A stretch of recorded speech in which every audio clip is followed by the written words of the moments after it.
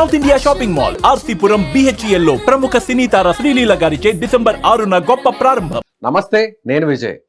ప్రపంచవ్యాప్తంగా Pushpa 2 cinema release అయింది. So ఇప్పటికే ఒక పాజిటివ్ టాక్తో దూసుకుపోతుంది పుష్ప 2. ఓవరాల్గా సినిమా ఎలా ఉంది, సినిమాలోని క్యారెక్టర్స్ సినిమాలో ఎలా వ్యవహరించాయి, అసలు కథనం మీద పూర్తి స్థాయిలో మనం విశ్లేషణ చేద్దాం. మనతో పాటు సీనియర్ జర్నలిస్టు, ఫిల్మ్ జర్నలిస్టు ప్రభు గారు ఉన్నారు. సార్ నమస్తే సార్. నమస్తే. అదేవిధంగా పార్ట్ 1కి పార్ట్ 2కి ఉన్నటువంటి డిఫరెన్స్ ఏంటంటారు? అదే పార్ట్ 1కి డిఫరెన్స్ అనేటువంటి పార్ట్ 1 తాలూకు అద్భుతమైన రిజల్ట్ ఫలితమే పార్ట్ 2. లేకపోతే పార్ట్ 1 పార్ట్ 2 ఉంటదనేటువంటిది కూడా అప్పుడు అనుకోలేదు వాళ్ళు. బిగినింగ్ లో ఇవన్నీ కూడా ఫ్రాంచైజీలు చేస్తామని అనుకోలేదు. ఈ ఫ్రాంచైజ్ కల్చర్ ఎప్పుడైతే స్టార్ట్ అయిందో ప్రతి సినిమాకి ఒక ఇది వదిలేస్తున్నారు. పార్ట్ 1 సక్సెస్ ని బట్టి పార్ట్ 2కి వెళ్తున్నారు. పార్ట్ 1 అట్రఫ్లే అయిన తర్వాత కంగువగా పార్ట్ 2 తీయమని చూద్దాం. ఎవరు చేస్తారు? చాలా సినిమాలకి పార్ట్ 2 లేవు, వరకు అంతవరకు చూపిస్తారు. ఆ విధంగా పార్ట్ 2 అనౌన్స్ చేసేసి ఆగిపోయిన సినిమాలు బోల్డ్ ఉన్నాయి, చాలా ఉన్నాయి. ఇది మాత్రమే సెకండ్ లోకి వెళ్తున్నారు, ఊరికి ఒక పేల్ రిచ్ వదిలేస్తున్నారు. సో అదే విధంగా కాంట్రవర్సీ విషయానికి వస్తే, సో మెగా ఫ్యాన్స్ అంతా ఒకవైపు వెళ్ళిపోయారు, అల్లు ఆర్మీ అని ఒకవైపు వచ్చేసింది, మధ్యలో కొన్ని రాజకీయ పార్టీలకు సంబంధించిన కార్యకర్తలు వాళ్ళ అభిమానులు కూడా ఎంటర్ అయిపోయారు. ఇదంతా కూడా ఒక నడుస్తుంది కాంట్రవర్సీ. దీన్ని ఎలా చూడాలంటే అసలు ఎలా చూడాలంటే దానికి మనం చెప్పగలిగేటతో దానికి మనం ఏదో జడ్జి చేయగలిగినటువంటి మ్యాటర్ అయితే కాదు. ఇది యాక్చువల్గా ఒకప్పుడు అల్లు మెగా ఫ్యామిలీకి అల్లు కాంపౌండ్కి మధ్య ఒక చిన్న రిఫ్ట్ ఉందనేటువంటి విషయాన్ని మాట్లాడటానికి కూడాను మనస్కరించనేటువంటిది కరెక్ట్ సమాచారం లేనటువంటి సందర్భం ఉంది. కానీ ఈ రోజున అంతా ఓపెన్ అప్ అయిపోయింది. ఆ రెండు కాంపౌండ్ల మధ్య ఒక గ్యాప్ అనేది ఆ రిఫ్ట్ అనేటువంటిది ఏర్పడింది అన్న విషయం ఓపెన్ అయిపోయినటువంటి మ్యాటర్ ఇది. ఆ సందర్భంగా ఎవరికి పాయింట్ ఆఫ్ వ్యూలో వాళ్ళు చూసుకుంటున్నారు. So that is an open fact that there is a rift in that both the compounds. అలాగే తెలుగు భాష వరకు ఇలా ఉంది, మిగిలినటువంటి భాషల నుంచి ఎలాంటి రెస్పాన్స్ ఉంది? ఈ రెస్పాన్స్ తాలూకు దీని తాలూకు సినిమా పరంగా కలెక్షన్ల పరంగా ఎలాంటి అవరోధం లేదు. కలెక్షన్ల పరంగా కానీ సినిమా రిలీజ్ పరంగా కానీ ఎవరు ఎలాంటి అవరోధాలు కల్పించలేదు. మిగతా రాష్ట్రాలు తెలంగాణలో ఎలాంటి వెసులుబాటు ఇచ్చారో అంతకంటే మంచి వెసులుబాటు ఆంధ్రప్రదేశ్లో కూడా ఇవ్వటం జరిగింది. అదేందో మిగతా రాష్ట్రాలతో పోల్చుకుంటే మిగతా రాష్ట్రాల్లో ఈ గొడవ అంతా తెలియదు కదా. ఈ గొడవ గురించి సినిమా టాక్ సంబంధించి ఎలాంటి రెస్పాన్స్ వస్తుంది? బాగుంది, చాలా మంచి రెస్పాన్స్ ఉంది, చాలా మంచి రెస్పాన్స్. ఎందుకంటే మనకంటే కూడా అవైటింగ్ గా ఉంది India. The rest of India అనేటువంటిది ఇప్పుడు కేరళలో అల్లు అర్జున్ కి విపరీతమైనటువంటి ఫాలోయింగ్ ఉంది. మన తర్వాత ఎక్కువ అలాగే మన పాట్నాలో జరిగినటువంటి ప్రీ రిలీజ్ ఈవెంట్ తర్వాత విపరీతమైనటువంటి బజ్ వచ్చింది అక్కడ నార్త్ లో. ఆ నార్త్ లో మనకంటే కూడా అవైటింగ్ గా ఉన్నారు. వాళ్ళు కూడా మంచి రెస్పాన్స్, రివ్యూస్ కానీ బాగున్నాయి. సో ఓవరాల్ గా అయితే సినిమాకి సంబంధించి ఒక సీనియర్ ఫిల్మ్ జర్నలిస్ట్ గా మీరు ఏం టాక్ ఇస్తారు? అంటే పుష్ప అనేది ఒక ఫ్లవర్ మాత్రమేనా, లేదంటే ఫైరా, వైల్డ్ ఫైరా? నేను చెప్పా వైల్డ్ ఫైర్ అనేటువంటిది కొన్ని సీన్స్ లో వైల్డ్ ఫైర్ లాగా కనిపించడు, కొన్ని సీన్స్ లో ఫైర్ లాగా కనిపించదు. ముఖ్యంగా ఒక నట విశ్వరూపం, నట విస్ఫోటనం చూడాలి అంటే మాత్రం అల్లు అర్జున్ చేసినటువంటి ఆ జాతర సన్నివేశాలను చూడాలి. ఈ ఒక విధంగా ఒక పూనకం వచ్చినటువంటి మనం చూస్తుంటాం ఈ తిరునాళ్ళలో, జాతరల్లో, ఉత్సవాల్లో పూనకం అంత పూనకం వచ్చిన స్థాయిలో తను చూపించినటువంటి పర్ఫార్మెన్స్ మాత్రం థియేటర్ గగ్గోలు ఎత్తిపోయింది, క్లాప్స్ తో అదిరిపోయింది అనమాట. ఒక నటుడి పర్ఫార్మెన్స్ కి నిజంగా జాతీయ ఉత్తమ నటుడు అనే అవార్డు వచ్చినందుకు ఆ పర్ఫార్మెన్స్ కోసం అతను పడ్డ తపన కానీ, అతను పడ్డ కష్టం కానీ, అతను చూపించినటువంటి ఆ డెడికేషన్ మాత్రం really we have to say hats off to him. నిజంగా దానికి అర్హుడు అంటారు. ఆ అవార్డు 100% అలాంటి అద్భుతమైన పర్ఫార్మెన్స్ అయితే చూపించారు. అంటే ఒక ఆర్టిస్ట్ పర్ఫార్మెన్స్ చూపించడం అనేటువంటిది ఒక ఇదైతే, సినిమాలో ఎమోషనల్ కంటెంట్ అనేటువంటిది ఆ ఎమోషనల్ అనేటువంటి ఒక ఫ్లోగా వెళ్ళటం అనేటువంటిది ఒక ఇంపార్టెంట్. అది లేకుండా కొన్ని డ్రాపింగ్స్ కనిపించినాయి. ముఖ్యంగా లెంగ్త్, 3 hours సినిమా లెంగ్త్ అనేటువంటిది ఒక పెద్ద అవరోధం. సినిమా ఎప్పుడైతే ఫిలిం బై సుకుమార్ అనేటువంటి కార్డు పడిందో, ఆ కార్డు పడ్డ తర్వాత ఇంత లెంగ్త్ అనేటువంటిది ఏ సినిమానో లేదు ప్రపంచ చరిత్రలో.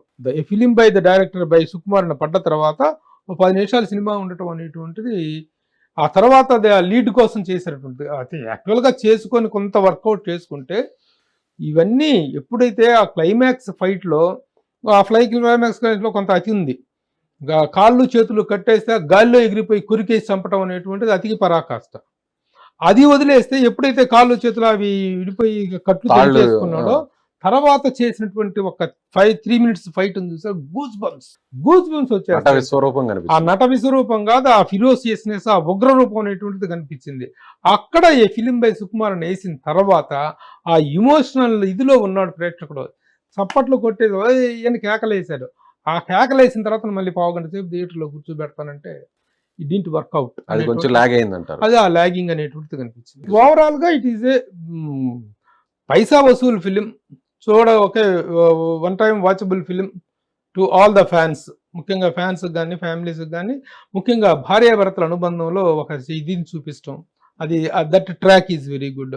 భార్య ముఖ్యమంత్రితో ఫోటో దిగిరండి, మనం హాల్లో పెట్టుకుందాం అన్నట్టు ఒక చిన్న కోరిక కోరితే ఆ ముఖ్యమంత్రి ఫోటో ఇవ్వకపోతే ఒక స్మగ్లర్కి నేను ఫోటో ఇవ్వటం ఏంటి అనేటువంటి దీంతో అతను తిరస్కరిస్తే తన భార్య కోరిక తీర్చడం కోసం ముఖ్యమంత్రినే మార్చేసేటువంటి స్థాయికి ఒక భర్త తాలూకు అనురాగం అనేటువంటిది ఉండటం అనేటువంటి ఇలాంటి ఒక స్మగ్లింగ్ క్యారెక్టర్లో అలాంటి ఒక ఫ్యామిలీ సెంటిమెంట్ని ఇంప్లిమెంట్ చేయటం అనేటువంటిది చాలా గుడ్ టేక్ ఆఫ్ అది. సో రష్మిక కూడా ఆ స్థాయిలో ఆ నటించింది. స్థాయిలో కానీ మిగతా క్యారెక్టర్స్ కానీ ఆ పర్టికులర్ టేక్ ఆఫ్ అనేటువంటిది చాలా బాగుంది. అందువల్లనే ఈ సినిమాలో పూర్తి స్థాయిలో మనం విభేదించడానికి లేదు. కొన్ని సీన్స్ ల్యాగ్స్ విషయంలో ఇంకా ఇలా బాగుండేమో, మ్యూజిక్ విషయంలో ఇంకా బాగుండేమో అనిపించింది తప్ప ఓవరాల్గా it is a well made film, well strained film. We have to appreciate the making capacities of Mythri movie makers. ఒక సినిమాకి ఇంత అన్కాంప్రమైజ్డ్గా ఖర్చు పెట్టడం, ఇంత అన్కాంప్రమైజ్డ్గా ఒక మేకింగ్ వాల్యూస్ని చూపించడం అనేటువంటిది నిర్మాతల గట్స్కి నిదర్శనం. Hats off to Mythri movie Makers. So Pushpa 2 రావడానికి చాలా సంవత్సరాలు పట్టింది. ఇక పుష్ప 3 రావడానికి ఎంతకాలం పట్టే అవకాశం ఉందంటారు? అది చెప్పలేము, ఎందుకంటే డైరెక్టర్లు దీనికి 3 years పట్టింది. మొత్తం it is a journey of almost all 5 years Pushpa అనేటువంటి దీంట్లో ఒక యాక్టర్ అనేటువంటిది. That is not good for ఫ్రాంచైజీలు తీయండి, ఇంకేమైనా తీయండి. ఫ్రాంచైజీ అనేటువంటి 1 yearలో తీయగలగాలి. ఒకవేళ ఇప్పుడు ఫ్రాంచైజీల సీజన్ నడుస్తుంది, ప్రతి సినిమాకు ఫ్రాంచైజీ ఇస్తున్నాం అనుకుంటున్నారు కాబట్టి ఫ్రాంచైజీని ముందే మనసులో పెట్టుకుని ఆ పాయింట్ ఆఫ్ వ్యూలో చేయాలి. అంతేగాని ఫ్రాంచైజీల కోసం దానికి రెండో పార్ట్కి సబ్జెక్టు వెతుక్కోవడం కోసం సంవత్సరాలు వేస్ట్ చేసుకునే ప్రొడక్టివిటీ అనేటువంటిది కిల్ అవ్వడం కరెక్ట్ కాదు. ఇక ముందు ఫ్రాంచైజీలు చేయదలుచుకున్న వాళ్ళు ఎవరైనా సరే ఎన్ని ఫ్రాంచైజీలకు మనసులో ఉంటుందో అంత చేసుకునేంత స్థాయిలో ప్రీ ప్లానింగ్ అనేటువంటిది ఉండాల్సినటువంటి అవసరం ఉంది. అలాగే సార్, ఈ ధరల పెంచే విషయంలో, టికెట్ ధరలు పెంచే విషయంలో బెనిఫిట్ షోలు కూడా అవకాశం ఇచ్చారు. అటు 2 రాష్ట్రాల్లో కూడా దాదాపుగా 1200 రూపాయలు ఒక టికెట్ బెనిఫిట్ షోకి. అదేవిధంగా ఈ రోజు రిలీజ్ అయినటువంటి దాటికి దాదాపు 600, 800 అఫీషియల్ గా పెంచుకోవడానికి పీజీకి ఇస్తే దాన్ని 3000కి 4000కి కూడా అమ్ముకున్నటువంటి బ్లాక్ చేసుకున్నట్టు. అంటే అభిమానుల్ని దోచుకుంటున్నారు అనే కొన్ని విమర్శలు కూడా వ్యక్తం అవుతున్నాయి. ఒక సీనియర్ ఫిల్మ్ జర్నలిస్ట్ గా దోచుకోవటం అనేటువంటిది ఎప్పుడు వస్తుందంటే, మేము నిద్రపోతుంటే నీ బుర్ర మీద ఒకటి కొట్టేసేసి నీ జేబులో అది లాక్కొని వెళ్ళటం, నీ ఇల్లు దోపిడీ చేస్తున్నా దాన్ని దోపిడీ అవుతుంది, దోచుకోవటం అవుతుంది తప్ప నీ జేబులోంచి నువ్వు తీసి ఇచ్చేసి నన్ను దోచుకున్నారు అనేటువంటిది పిచ్చి మాట. అది అంతేనంటారా? ఇప్పుడు సంక్రాంతి అప్పుడు ఆర్టీసీ బస్సుల వాళ్ళు, ప్రైవేట్ ట్రావెల్స్, ఫ్లైట్స్ వాళ్ళు ఎంతెందుకు కరోనా టైంలో ప్లాట్ఫామ్ టికెట్ 50 రూపాయలు పెట్టింది రైల్వే డిపార్ట్మెంట్. ఎవరైనా మాట్లాడా? మీకు సందర్భాన్ని బట్టి డిమాండ్ని బట్టి చేసుకుంటారు. ఈ రోజున సినిమా అనేటువంటి దానికి లాంగ్ రన్ లేదు. ఒకప్పుడు 100 రోజులు సినిమా ఆడుతుంది కాబట్టి ఎప్పుడైనా థియేటర్కి వెళ్ళి చూద్దామని అనుకుంటున్నారు.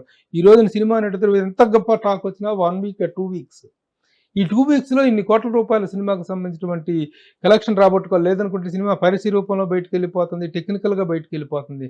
మరి అలాంటప్పుడు రేట్లు పెంచుకుంటే నీ ఇష్టమైతే చూస్తావు. అదే సినిమాకి బ్యాడ్ టాక్ వస్తే సెకండ్ షోకి టికెట్ తెగదు కదా.